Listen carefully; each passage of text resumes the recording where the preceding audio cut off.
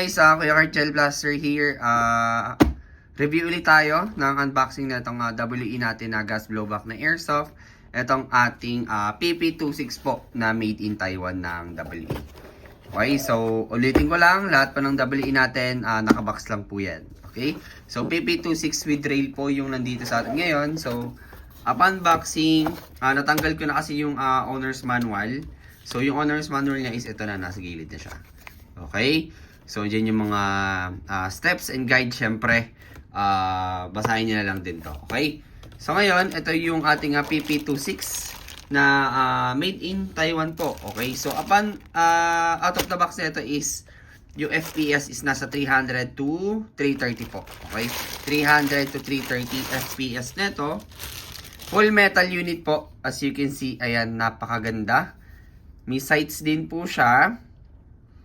Okay, so naka-metal slide. Okay, so lock lang natin.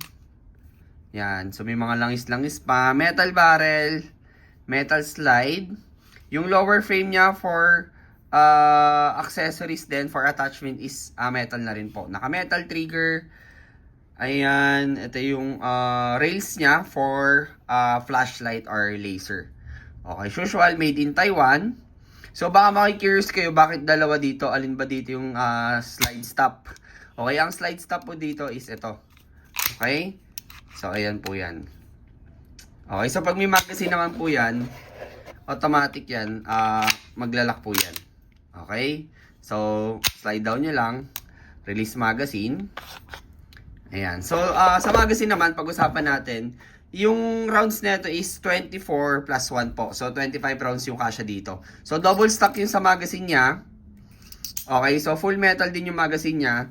So kaparehas lang to, magkaitsura nung magazine nung M92 kung familiar kayo. Okay, yung double bell natin ng M92 tsaka yung M92 Beretta ng WE din. Okay? So yung hati niya is nandito. Okay? So yung inlet valve is nandito. So magkatulad talaga sila ng magazine. Pero iba lang dun sa PP26. Pero magkamukha talaga sila. Ayan. Inlet valve dito. Okay. Okay, so guys, upon sa haba niya is 20 cm po yung unit natin. Sa bigat naman po is 900 grams. So mabigat din po siya. Okay. So ito, kung gusto niyo ng realistic, marerecommend ko rin tong PP26 if naghahanap kayo at wala kayong idea. Sobrang ganda din ito. Ayan. Ito yung sa kanyang hand grip naman. Okay, polymer naman yung dito sa side na to. Ayan, pakita ko lang sa inyo. Ayan, so naka-engrave din yung 9mm niya na para. Ayan, ang sarap niya ikasa guys.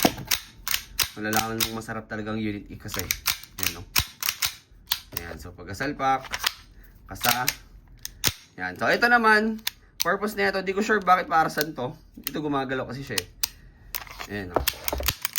Ayan, gumagalaw siya. Hindi ko alam para saan to. So, check ko pa rin. Ayan, pero ang slide stop kasi guys is ito ha. Yun nandito.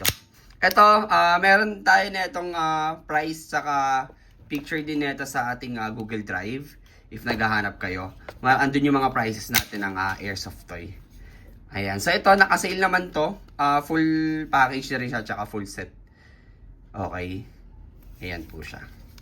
PP26 ng WE, gas blowback.